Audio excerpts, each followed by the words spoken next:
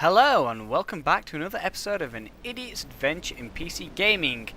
And today I've brought you something a little different. It's not a particularly long game and I have played it before, but I thought I'd just do a session and chuck it up on YouTube because I can. It's Limbo. It was just released for Steam. It's been out for the Xbox Live for quite a while, so this won't be new to anyone that has seen it or has heard about it. But I thought I'd buy it and I thought I'd play it. Like I said, I have played it through once. I enjoy it very much, and I thought I'd just play it again and record it. I played it at work on a slow day. It was the reason why I didn't record it originally. But I'll record it this time. I don't know how. It shouldn't take too long. It's not a massively long game. Yoink! But it's fun enough. It might. Well, I don't know. Let me think. Maybe 10 episodes at 15 minutes, 20 minutes? No, that's probably too long actually, in fact. It depends how much I remember of the game and how many times I am inevitably going to die. We'll see. I do, like I say, it's a very sweet little game. Actually, no, sweet is the wrong word. It's a very horrifying game in a lot of respects, but the art style is very nice and simplistic. The story to it, which I don't know how it's actually referenced in the game. I read that you are a young boy who has travelled into Limbo to save your sister.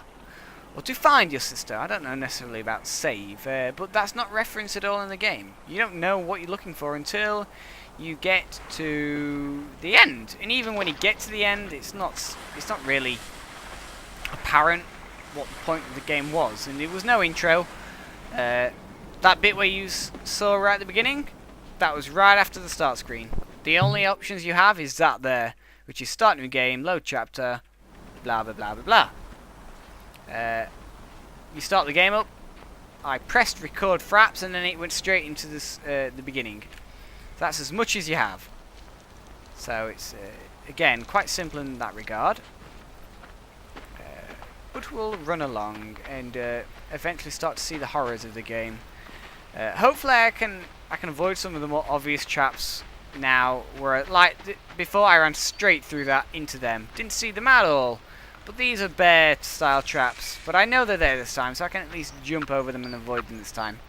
Or I can die because I'm a stupid dick who didn't decide to run a little bit. Never mind, at least I avoided the first one. That doesn't bode well for the rest of the game. I was hoping I'd be able to jump. I'd be able to skim through some of the more simple stuff. But if that's a showing of what the rest of the games are going to be like as far as how good I'm going to be, it doesn't bode well. That is quite horrible. I'm not entirely sure whether it's meant to be an old body or not. I guess it was. Go on, whee! Oops. No, don't go down before I get back up. I didn't mean to jump off then. Oh no! Ooh! I wonder whether it's a good idea to actually push this back. There we go. You have basically the controls for this game are. Ooh! Oh no! What did I do that? Why did I do that? The control for this game are the arrow keys. Up is jump. Down doesn't do anything. Left and right, and then to use things you press a control button. That's it. That's the entire game. You can use your Xbox controller if you have one.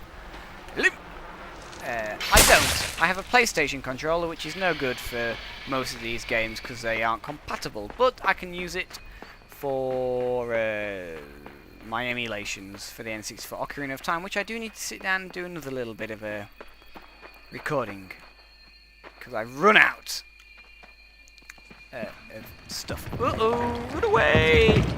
Boom! I'm not sure. I think I got away with that the first time I played it through. I'm not sure.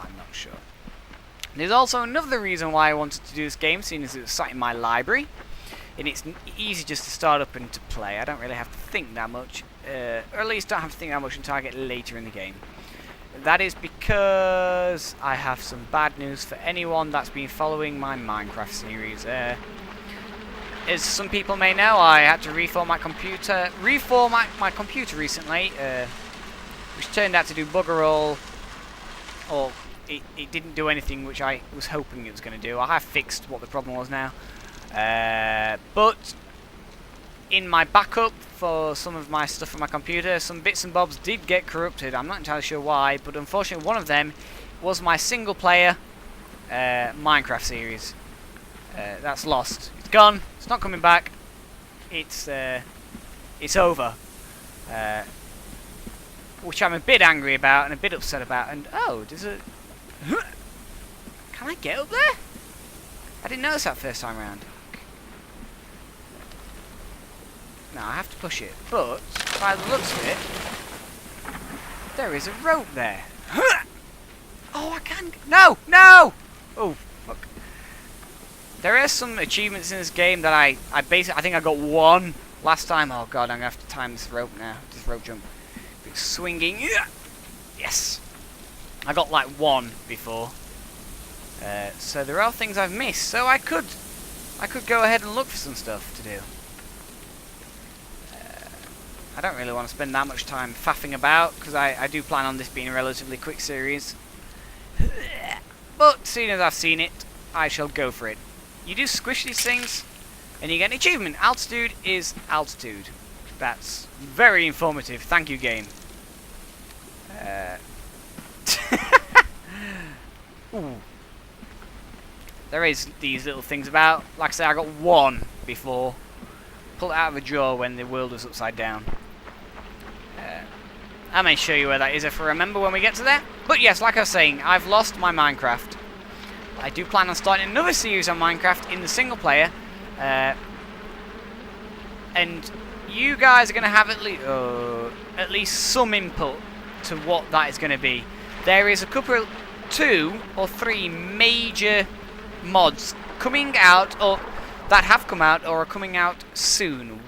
One of them is the Ether mod, which is like a completely different world, sort of the opposite to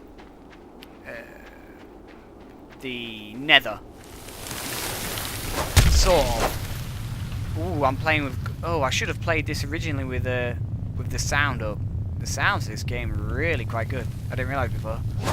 Ooh, that's good. Yeah, the Ether, which is the opposite to the Nether, someone's done. Go. It's basically up in the sky. You may, if you follow something of what they called Yogscast, you'll know exactly what I'm talking about. And other people, I'm sure other people have covered it. I could start a Let's Play with that. I've seen something that's in the making. Unfortunately, I have no idea when it's coming out.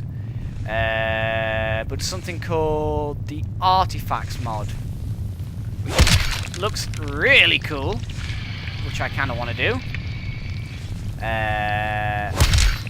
Another single player sort of adventuring. Oh shit! That was quick. Not paying attention. I'm talking too much. It plans on giving a really in-depth single player adventuring goals. It gives goals. That's a good way of putting it to it. Whereas a single player now in Minecraft doesn't have any particular goals as such. That plans on adding some stuff to it. So that looks good as well. That may not be coming out until for a little while. And then of course you have the